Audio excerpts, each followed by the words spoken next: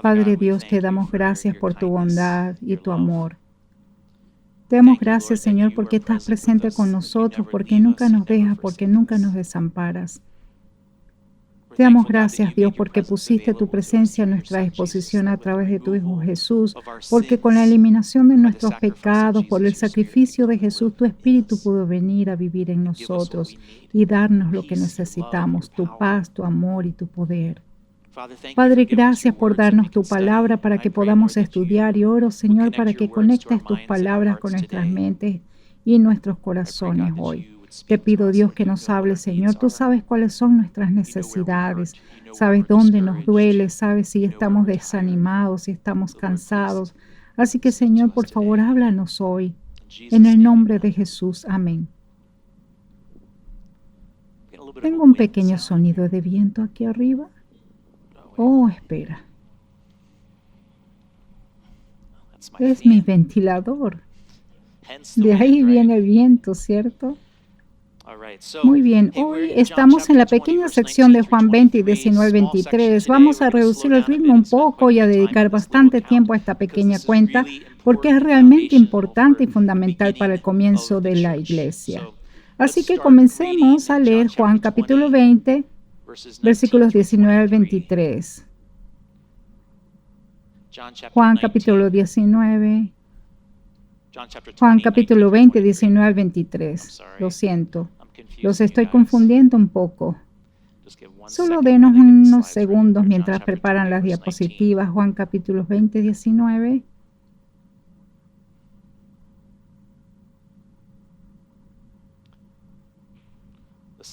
La diapositiva ha desaparecido. Bueno.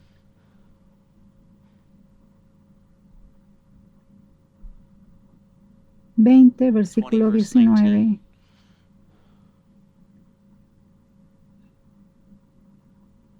Gracias por su paciencia.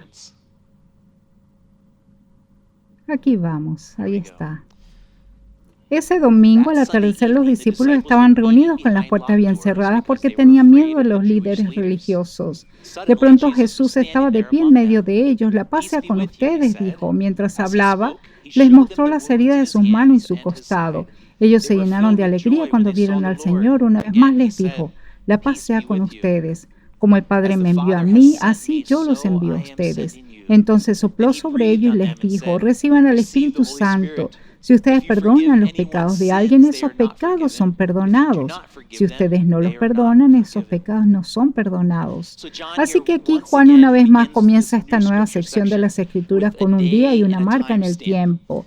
Y este detalle que nos da es para convencernos a ti y a mí de que este fue un evento real, en un día real, en un lugar real, con gente real. El griego aquí, en lugar de decir domingo, dice en la tarde de ese día, el primer día de la semana. Entonces, si Juan sigue el ciclo judío de días que comienzan con la puerta del sol, esta sección de las Escrituras ocurre entre las 3 y las 6 de la tarde en el día de la resurrección de Jesús, que sabemos que fue al tercer día. Al tercer día desde que Jesús fue crucificado, sepultado y resucitó al tercer día. Esto sería más tarde, ese mismo día en que María Magdalena, Juan y Pedro visitaron la tumba vacía en la mañana. Más tarde, en el mismo día en que Jesús se aparece a María en la tumba. Más tarde, en el mismo día en que María encontró a los discípulos y les dijo que Jesús había resucitado. Más tarde, el mismo día cuando la historia de los discípulos en el camino a Emaús. Ahora bien, tengan en cuenta que este día ocurrió durante una Semana Santa judía. Hace 2 semanas dije incorrectamente que los judíos celebraban la Pascua durante 7 días, en lugar de celebrar la fiesta de los panes sin levadura durante 7 días y la Pascua en el primer día. Pero todo eso que digo es para indicar que Jerusalén estaba muy ocupada y congestionada de peregrinos judíos. Pero en el versículo 19 dice, los discípulos estaban reunidos con las puertas bien cerradas. ¿Creen que tenían mucho de qué hablar? Las juntas o reuniones eran realmente importantes en parte. Era una actividad diaria en la cultura judía. Creo que en la sinagoga es donde ese era el centro social de la comunidad judía, pero esa palabra sinagoga usa la misma raíz que la palabra que tradujimos de la palabra reunión en el versículo 19. Entonces, que los discípulos se reúnan no es inusual o inusual para su cultura en absoluto, pero lo que Juan es claro en señalar aquí es que es inusual, es que los discípulos se estaban reuniendo con las puertas bien cerradas. Y noten aquí que puertas está en plural. Y la razón por la que se reunieron con las puertas bien cerradas es porque tenían miedo de los líderes judíos. Para tener una idea del nivel de miedo, la palabra que se traduce como miedo aquí en la Nueva Traducción Viviente es la palabra griega phobos, es decir, de donde obtenemos nuestra palabra inglesa fobia. Pensemos en miedos y fobias. Se sabe que las fobias hacen que las personas se vuelvan incapaces de moverse, como paralizadas por el miedo, lo cual hace que las personas se queden estancadas o no puedan dar un paso adelante. Pero piensa en eso al aplicarlo a un discípulo. ¿Es esa una característica o cualidad que Jesús querría que sus discípulos tuvieran? ¿Que no pudieran o no quisieran dar un paso adelante por miedo? Eso es algo que tiene que resolverse en los discípulos de Jesús para que su reino avance. Es algo que tiene que resolverse en los discípulos de Jesús para que no queden atrapados en la miseria por sus propios miedos.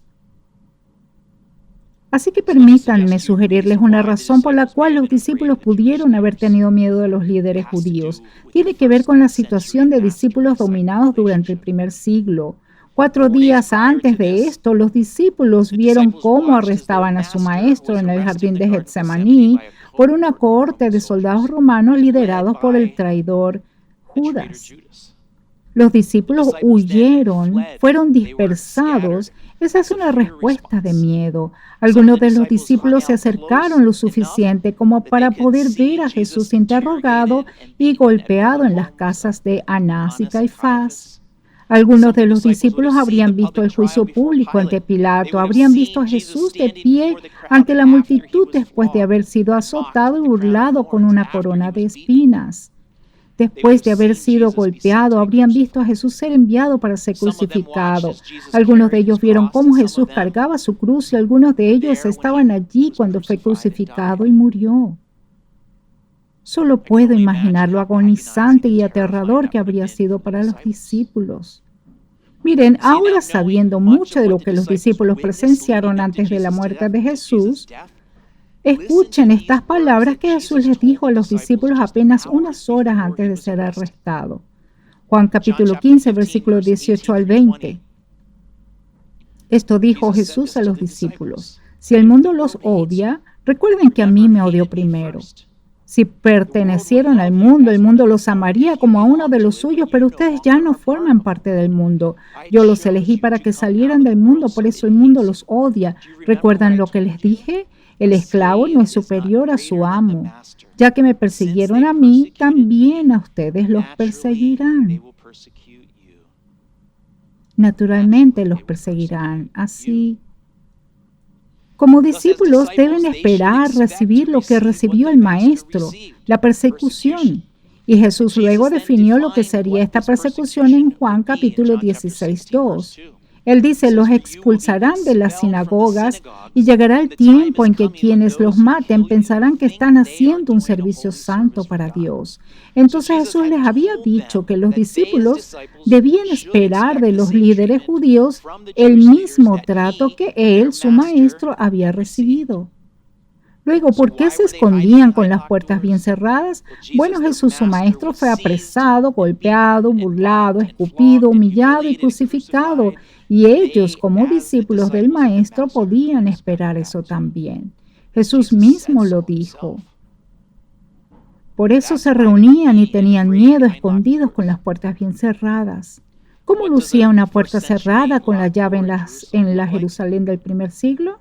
No tengo idea, y aparentemente Google tampoco. Pero sabemos que sí existía.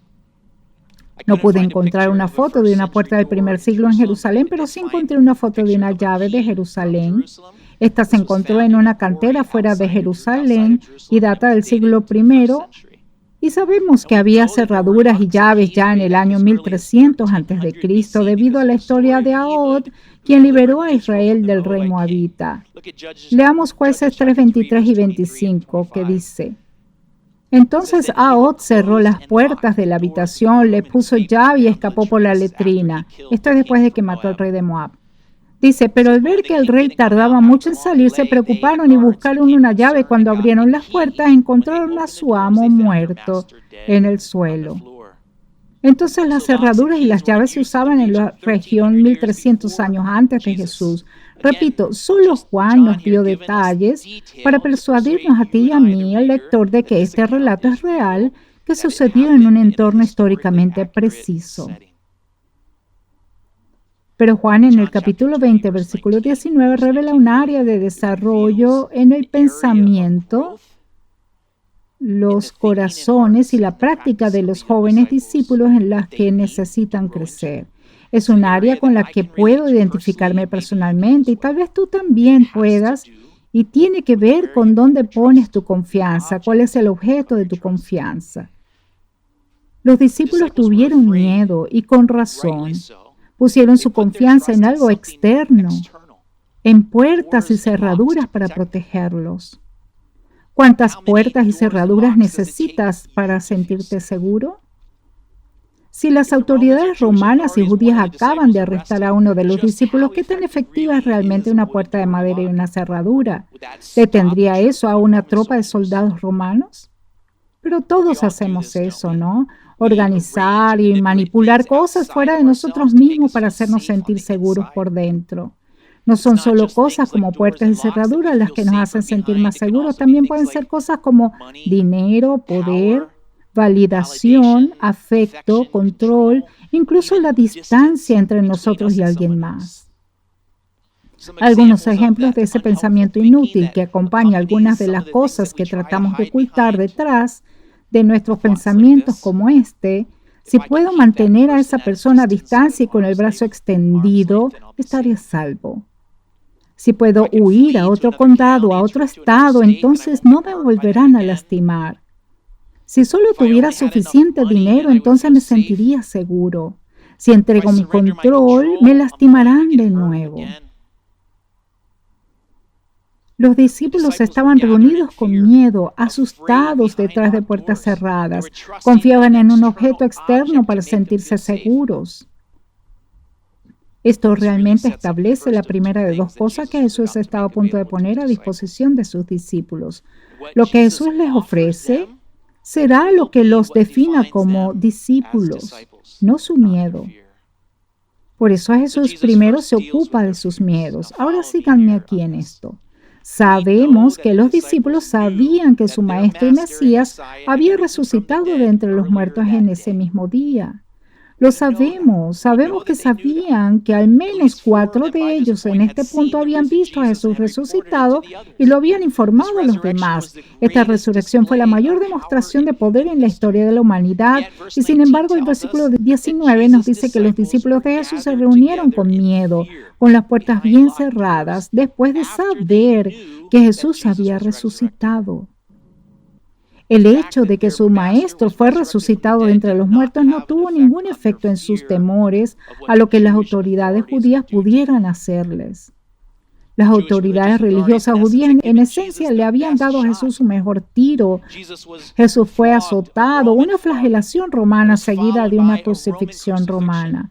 Jesús fue confirmado muerto por varios soldados romanos y 2 miembros judíos del Sanedrín, los 2 que enterraron a Jesús. Jesús estaba muerto, pero luego su Maestro resucitó de entre los muertos al tercer día. Esta fue una demostración dramática para los discípulos y para el mundo de lo que Jesús citó en el Salmo 118:6.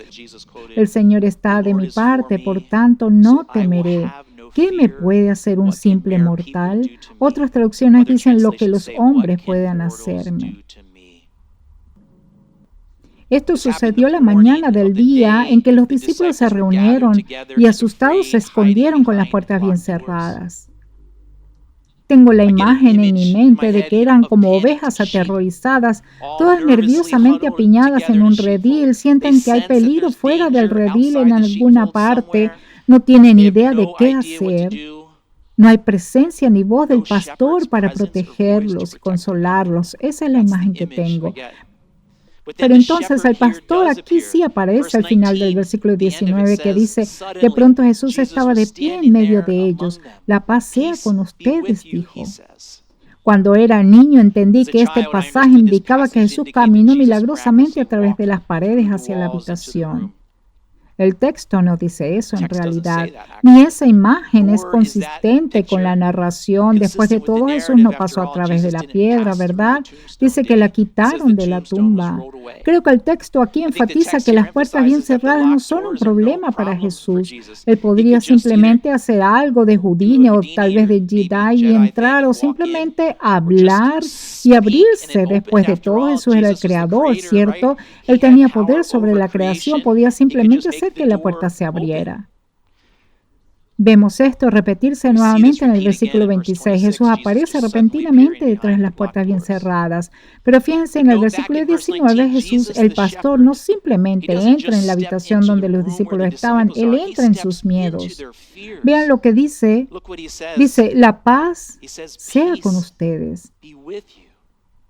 Jesús probablemente lo dijo a los discípulos en hebreo o en arameo en ese momento, lo que habría sonado como Shalom Aleichem, que era el saludo habitual en su cultura y todavía lo es. Pero Jesús habría querido decir que la paz sea con ustedes, habría querido decir eso en el sentido más amplio de esas palabras.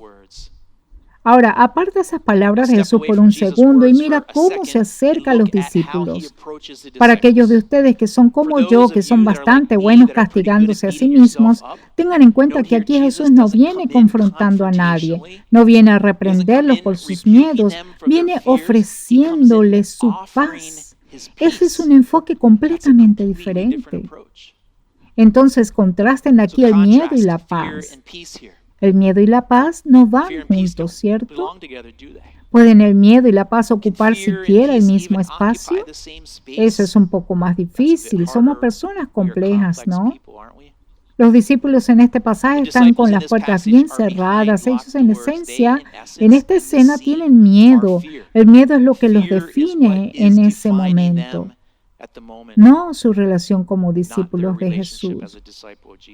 Detrás de esta puerta bien cerrada, sus acciones nos dicen que están definidos por sus miedos. ¿Alguna vez te han definido tus miedos? A veces yo mismo lucho con mis miedos. A veces dejo que los miedos me definan. Hace varios me invitaron a ir a traducir para un equipo de misiones médicas en Brasil, el país en el que crecí, y al principio estaba entusiasmado con eso, pero luego aproximadamente un mes antes del viaje me sentí abrumado por la ansiedad y el miedo. Para ese entonces no sabía cuáles fueron los factores desencadenantes, pero me sacudió, me humilló rápidamente, perdí peso, perdí el sueño, perdí la concentración, perdí lo que me importaba. Esencialmente me identifico con los discípulos en esta escena al definirme por mi miedo. Yo solo quería esconderme. En el Antiguo Testamento la Biblia dice, no temas, no tengas miedo. Dice eso una y otra vez. Un ejemplo de eso es Josué 1:9. Dios le dijo a Josué, mi mandato es ser fuerte y valiente, no tengas miedo ni te desanimes, porque el Señor tu Dios está contigo donde quiera que vayas. Una pieza interesante aquí sobre el idioma hebreo. La estructura del idioma es tal que los verbos no existen separados de los sustantivos, están articulados juntos. Los sustantivos y los verbos hebreos están conectados. Así que cuando la Biblia dice no temas, te sugiero que esto es lo que dice. Todos tenemos cosas en la vida que son amenazas y causan temores, y cuando eso sucede, tú y yo tenemos una opción. Puedes respetar el miedo, sí, respétalo. El miedo te mantendrá vivo, pero no te conviertas en miedo. No te dejes definir por el miedo. ¿Ves? Y lo que impide que uno sea definido por sus miedos, lo que evita que se conviertan en miedo es el final del versículo 9, que dice, tu Dios está contigo. Tu Dios está contigo. La presencia de Dios te mantiene lejos de ser definido por tus temores. Miren, el objetivo es no permitir que el miedo invada o ocupe ningún espacio dentro de ti que esté destinado al Espíritu de Dios, a la presencia de Dios. Ahora bien, aferrémonos a esa definición y volvamos a este hermoso momento en Juan 20:19, donde Jesús, que es paz, literalmente es el príncipe de paz, donde aparece de repente, entra en los temores de los discípulos. Este es su pastor, este es su príncipe de paz, y está presente con ellos en sus temores, y les ofrece su paz.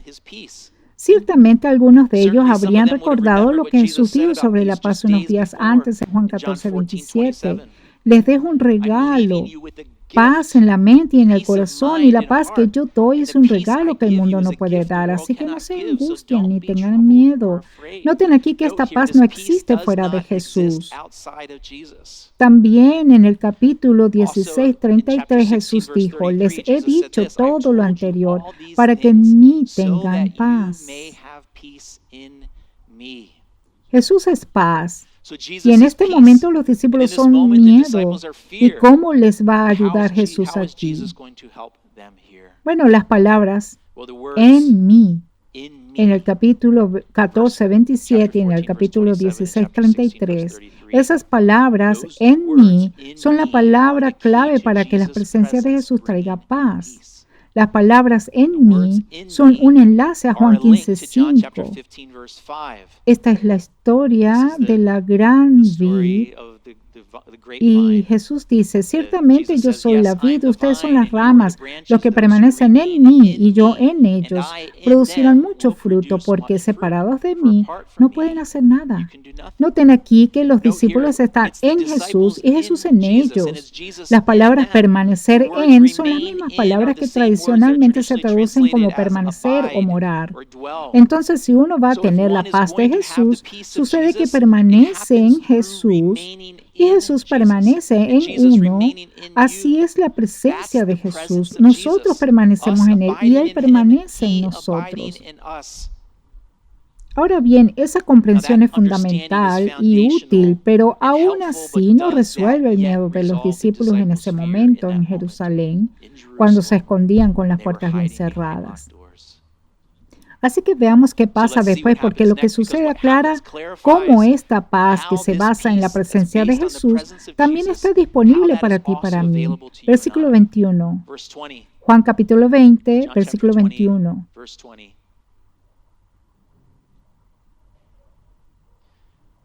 Una vez más les dijo, la paz sea con ustedes, como el Padre me envió a mí, así yo los envío a ustedes. Entonces Jesús al mismo tiempo, ¿puedes retroceder un versículo, por favor? Mientras hablaba, les mostró las heridas de sus manos y su costado. Ellos se llenaron de alegría cuando vieron al Señor. Entonces Jesús al mismo tiempo que ofrece verbalmente su paz a los discípulos temerosos, también les muestra las heridas en sus manos y en su costado. Lo hace simultáneamente. Les habla de paz y les muestra las heridas al mismo tiempo. ¿Cuál es la conexión aquí? Incluso sin que entendamos por qué hizo eso, podemos ver que la paz que Jesús ofrece y las heridas están unidas. Jesús, al mostrar sus heridas, hace dos cosas. Entonces, primero, las heridas aquí corroboran que Jesús de hecho fue crucificado, sepultado y resucitado. El hombre frente a los discípulos temerosos que vieron crucificado era verdaderamente su Maestro Jesús, resucitado. Sí, en forma física, las heridas lo demuestran, pero en un cuerpo glorificado. Lo segundo es que las heridas conectan todo lo que Jesús va a ofrecer y pondrá a disposición de los discípulos, las conecta con el significado de la resurrección. Si no hubiera resurrección, Jesús no tendría o no podría tener nada que ofrecer a los discípulos. No podría ofrecerles su paz si no hubiera resucitado entre los muertos. Pero el texto en el versículo 20 nos dice que al darse cuenta que era Jesús, que Jesús estaba parado frente a ellos, se llenaron de gozo. Por supuesto, se llenaron de alegría, ¿verdad? Al Jesús que vieron morir ahora está vivo frente a ellos. Pero su alegría resuelve los temores de las autoridades religiosas. No. Su alegría está relacionada con que Jesús está vivo, pero luego Jesús les dice nuevamente en el versículo 21, la paz sea con ustedes. Lo dice 2 veces. Verán, el miedo que tenían los discípulos mientras se reunían con las puertas bien cerradas era circunstancial. Era mientras estaban los líderes judíos.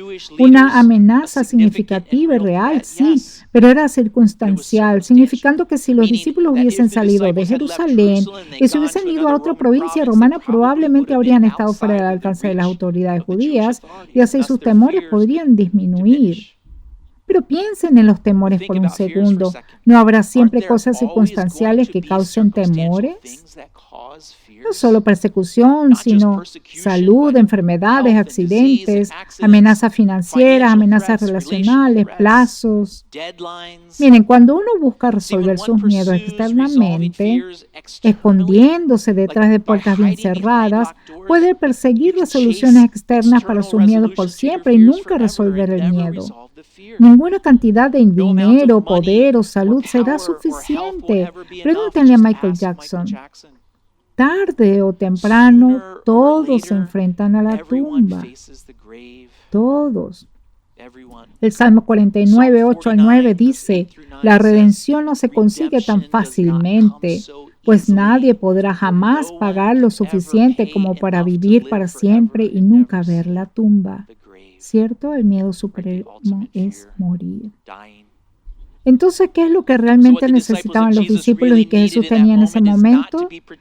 No era ser protegido de las amenazas de las autoridades religiosas, sino tener poder dentro de ellos que fuese mayor que todos los temores causados por las amenazas en este mundo caído, en este mundo malvado, cuyo gobernante es Satanás. Y ese poder dentro de ellos sobre el miedo es la paz de Jesús, que viene del príncipe de paz. Entonces Jesús, cuya paz ofrece a los discípulos una resolución a sus temores que es mucho mayor que los miedos circunstanciales inmediatos de su momento, la paz que Jesús les ofrece trasciende todos los miedos, incluso el miedo a la muerte misma. Bien, antes de continuar en el texto, definamos la paz de la manera en que Jesús la usó, porque esto es fundamental para comprender cómo funciona la paz de Jesús. Paz en griego es eirene y significa descansar o tranquilidad o un estado de tranquilidad. Es el estado de tranquilidad de tu alma. Haz esto conmigo. Inhala por la nariz, manténlo por un momento y luego exhala por la boca. Ese es un momento de descanso, ¿verdad? Sin embargo, esa definición de un alma en reposo que nos informa cómo ocurre la paz de Jesús no nos informa el descanso de Jesús, pero cuando miramos la raíz de la palabra de paz, que es airo, la raíz de la palabra significa unir cosas, dos cosas como se unieran y se convirtieran en una. Entonces la paz que Jesús ofrece a estos discípulos temerosos solo ocurre en el contexto de un Jesús resucitado y los discípulos unidos, lo que significa una unión espiritual sobrenatural entre Jesús y los discípulos, convirtiéndose en uno. Esto es consistente con lo que Jesús dijo en Juan 16:33. Todo esto les he dicho para que tengan paz en mí. Esa unión es la paz asombrosa que Jesús ofrece. Es Jesús permaneciendo o morando en mí, en los discípulos. Y son los discípulos permaneciendo y morando en Jesús. Lo que significa que tienen que detenerse el tiempo suficiente para estar presentes, reducir la velocidad lo suficiente para estar presentes y poder pasar tiempo con Jesús. Ahora, todo lo que he compartido sobre la paz hasta ahora es mayoritariamente conceptual, lo entiendo, pero sigan conmigo aquí, porque esta paz que es mayor que cualquier temor, Jesús la hace realidad para sus discípulos. Lo interesante aquí es que Jesús no solo les da esta paz asombrosa, sino que también les da algo más, igualmente importante y útil. Dice el versículo 21, como el Padre me envió a mí, así yo los envío a ustedes. Ahora, para mí, cuando leo esto, la declaración de Jesús se siente inconexa o mal ubicada. No parece encajar en la narrativa. Los discípulos tienen miedo y están reunidos con las puertas bien cerradas. Y Jesús está hablando de enviar a estas ovejas asustadas a una misión. Me obliga a hacer una pausa en mi pequeño cerebro para decir, ¿por qué Jesús diría eso y lo diría ahora? Miren, entre Jesús y yo soy el que tiene el cerebro limitado, no Jesús. Entonces Jesús lo dijo incluso si el momento en que lo dijo, o el lugar donde lo dijo, o lo que dijo, si eso no tiene sentido, usted y yo podemos estar seguros de que lo que dice tiene significado y propósito, no solo para los discípulos, pero para ti y para mí también. Nos corresponde a ti y a mí, los lectores, descubrir por qué dijo lo que dijo. Pero mientras piensas en lo que dijo y por qué lo dijo, te sugiero esto para tu consideración. La paz que Jesús está poniendo a disposición de los discípulos en este contexto es el poder sobre el miedo. Es el fundamento para los discípulos para afrontar cualquier cosa difícil que vayan a afrontar cuando Jesús los envíe a llevar a cabo la misión que Dios el Padre le confió a Jesús. Como el Padre me envió a mí, así yo los envío a ustedes. Si los discípulos, al llevar a cabo la misión de Jesús, van a enfrentar persecución, Jesús les da su paz. Si van a enfrentar dificultades, Jesús les da su paz. Si van a enfrentar peligro o enfermedad, Jesús les da su paz. Eso es muy dulce, ¿verdad? Los discípulos solo querían estar a salvo de las autoridades religiosas en ese momento, pero Jesús les ofreció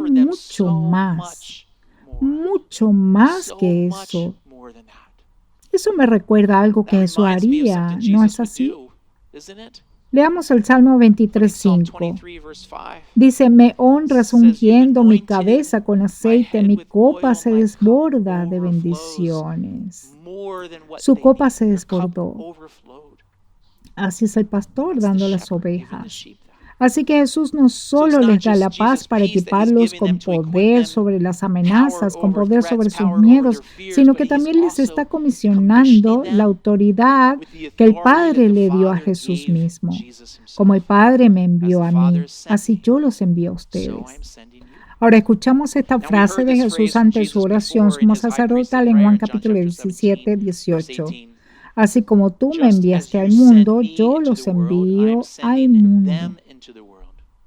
Cuando Jesús los envió, cuando usa la palabra enviado y enviando, está usando la forma verbal del sustantivo apóstol, que significa aquel que es enviado.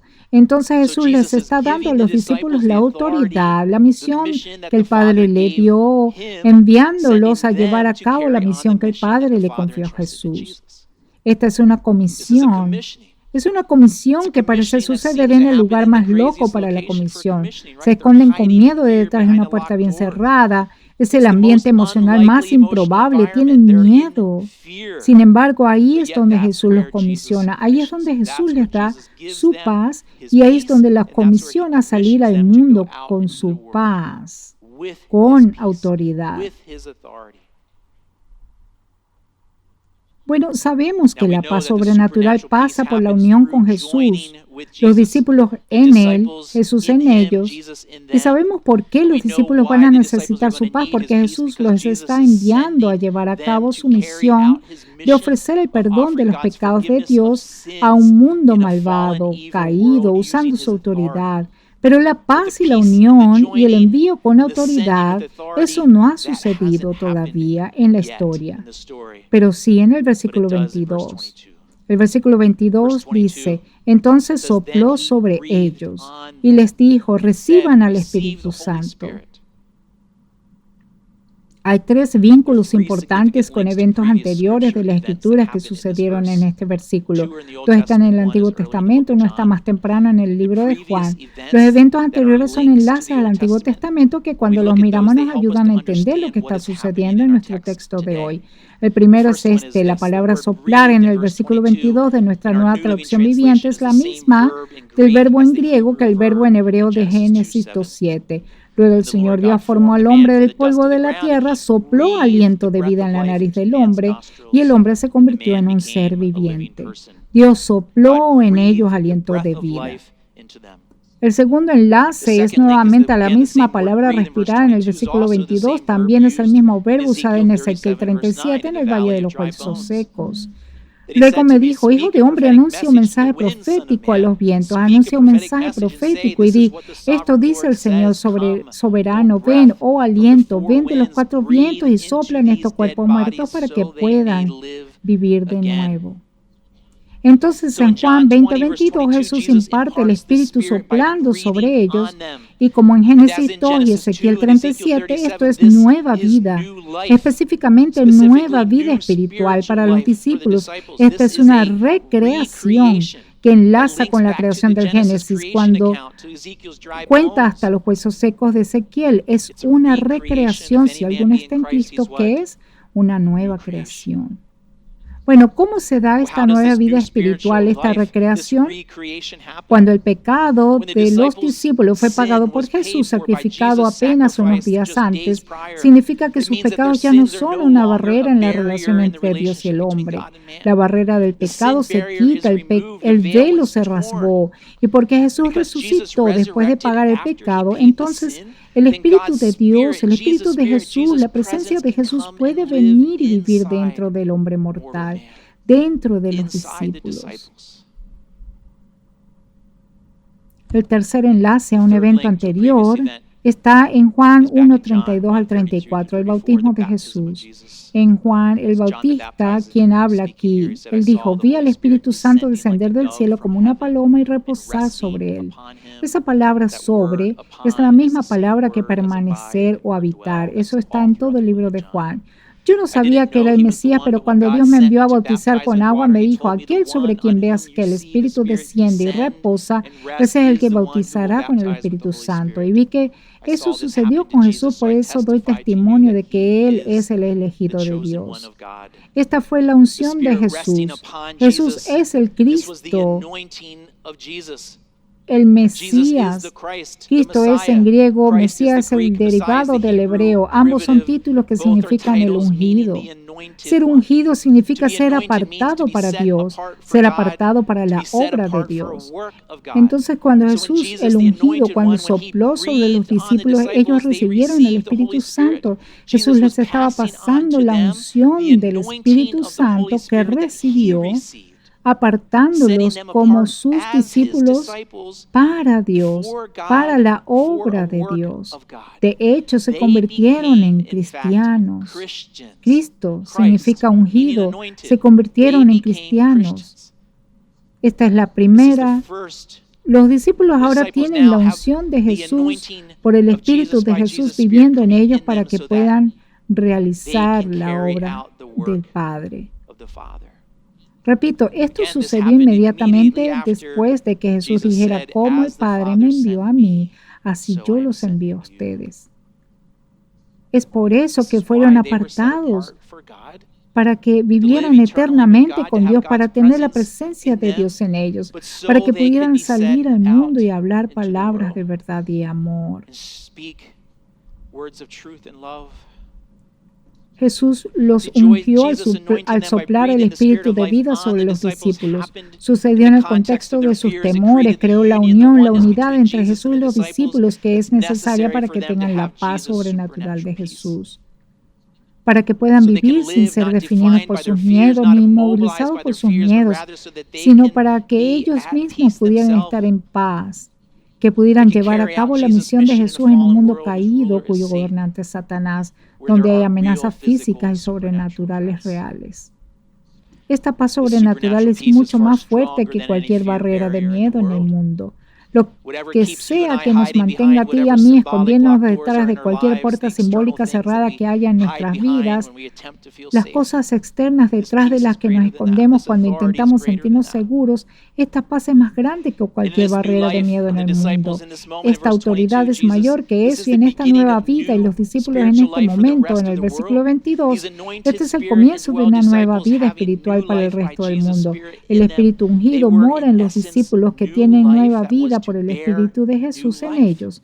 Ellos eran en esencia nueva vida que debía dar nueva vida. Piensa en el ciclo de vida de una planta que da frutos. El ciclo de la vida implica dar frutos. Por supuesto que escogí los mangos como ilustración. El ciclo de vida implica dar frutos, frutos que tienen semillas. Siguiente diapositiva, por favor. Semillas que por sí mismas dan nueva vida y nueva vida que produce más frutos. Miren, Jesús sopló vida nueva, fruto que da semilla que da vida. Su espíritu en los discípulos inmediatamente después de enviarlos verbalmente con su autoridad al mundo para que lleven fruto. Génesis 3:11, el relato de la creación. Lo siento, es Génesis 1:11, me equivoqué. Ahí en Génesis 1:11, que habla sobre las semillas que brotan y que dan vida, y dijo Dios que de la tierra brote vegetación, toda clase de plantas con semillas y árboles que den frutos con semillas. Estas semillas producirán a su vez las mismas clases de plantas y árboles de los que provinieron, de los que provienen. ¿De dónde vino la nueva vida para los discípulos? Jesús, desde su espíritu. ¿Qué día sucedió esto en la historia de la creación? Génesis 1:13. Me equivoqué de nuevo. Es Génesis 1:13. Dice, y pasó la tarde y llegó la mañana, así se cumplió el tercer día. El tercer día. La nueva vida en Jesús, la paz sobrenatural de Jesús para enfrentar las cosas difíciles, el poder y la autoridad que Jesús ofrece para llevar el mensaje de perdón de Jesús al mundo, están disponibles gracias a la resurrección que ocurrió al tercer día. Los discípulos, al recibir el Espíritu Santo, fue el comienzo de la nueva vida espiritual, fue el comienzo del poder de Jesús sobre el temor en ellos. Fue su comisión de ser enviados por la autoridad de Jesús. Fue el comienzo de su ministerio público, ahora empoderado por el Espíritu Santo. Bueno, ¿sabían los discípulos lo que significaba todo eso? ¿Sabían qué hacer con lo que Jesús puso a su disposición? No. Una semana después, miren dónde estaban. Juan 20:26. 8 días después, los discípulos estaban juntos nuevamente. Las puertas estaban bien cerradas. Ellos están detrás de las puertas bien cerradas. No mucho después, todavía no sabían qué hacer y su intrépido líder Pedro los lleva a pescar. Juan 23. Me voy a pescar. Nosotros también vamos, dijeron todos. ¿Alguien se siente mejor consigo mismo después de estos versos? Miren, nuestras vidas en Cristo es un viaje a medida que aprendemos a aplicar todo lo que está disponible para nosotros a través de Jesús viviendo en nosotros. Jesús está presente con nosotros, nosotros estaremos con Él. El poder sobre el miedo a las cosas difíciles es la paz que Jesús pone a nuestra disposición para que podamos seguir adelante. Sí, Él nos da su paz por amor a nosotros. No nos quiere atrapados en nuestros miedos, pero también quiere que demos un paso adelante y llevemos a cabo su misión. El poder y la autoridad para llevar a cabo la obra de Jesús en esta tierra vienen de su Espíritu que Él nos da, que vive en nosotros. Ambos están concretamente ligados a la resurrección de Jesús. Ambos solo están disponibles cuando tú y yo permanecemos o moramos en Jesús. Jesús dijo en Juan 15, versículo 5, porque separados de mí nada pueden hacer. Separados de mí no pueden hacer nada. Separados de Jesús no tenemos poder mayor que nuestros miedos. Separados de Jesús no tenemos autoridad ni poder para vivir y mucho menos para llevar a cabo la misión de Jesús de ofrecer perdón. Así como los discípulos, seamos definidos por el amor de Jesús. Seamos definidos por la paz de Jesús. Seamos definidos por el Espíritu de Jesús. No te dejes definir por el miedo. Acércate a Jesús. Habita con Jesús. Descansa en Jesús. Amén. Si deseas orar sobre cualquiera de estas cosas, acérquense a cualquier persona de nuestro equipo de oración durante la última canción. Concluyamos en oración. Padre, sabías exactamente lo que necesitábamos. Necesitamos tu presencia en nosotros. Necesitamos tu espíritu. Necesitamos tu amor. Necesitamos tu paz. Necesitamos tu poder. Gracias por ponerlo a nuestra disposición. Gracias por habitar dentro de nosotros y gracias por darnos la oportunidad, por hacerla disponible para que podamos habitar contigo con los pecados eliminados. Te rogamos, Señor, si alguien aquí no tiene tu espíritu en ellos, porque no te han aceptado como Salvador, Señor, que te confiesen sus pecados simplemente diciendo, soy pecador y mi pecado es una barrera entre tú y yo. Mi pecado me impide tener una relación contigo, Dios, pero te pido perdón para que quites mi pecado y que tu espíritu more dentro de mí. Padre, que puedas suplir las necesidades de todos y cada uno de los hermanos y hermanas que están aquí hoy. En el nombre de Jesús. Amén.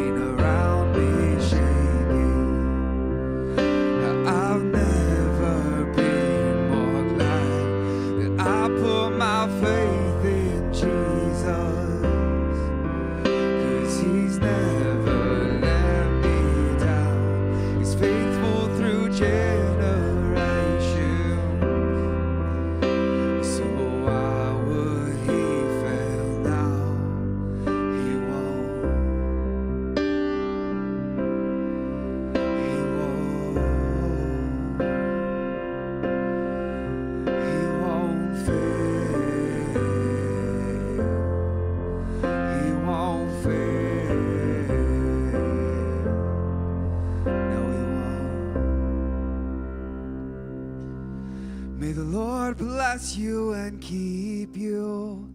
May the Lord make his face shine upon you and give you peace, and give you peace, and give you peace forever. Go in his peace.